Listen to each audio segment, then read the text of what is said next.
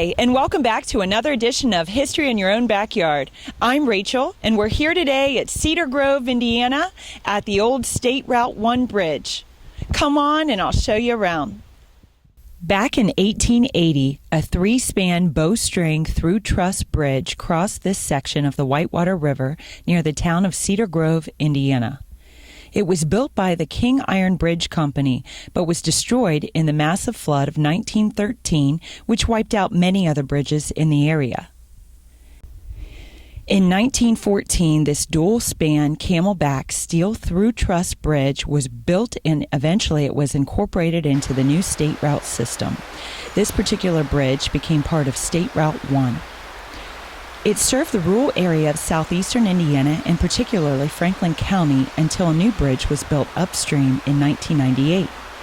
This bridge was closed to traffic on September 3, 1999.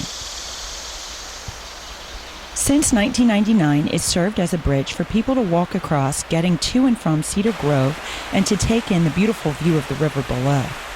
Unfortunately, in 2011, the Indiana Department of Transportation decided it was time to demolish the bridge.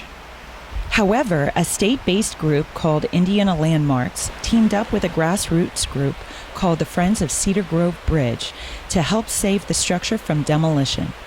Plans were to restore the bridge for pedestrian traffic and to reopen it as a park for the local community.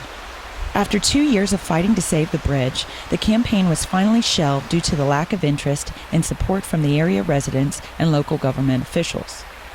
Although it still stands today, Wednesday, July 15, 2015, the bridge is scheduled to be demolished later this summer by the state. One more piece of history will be lost forever.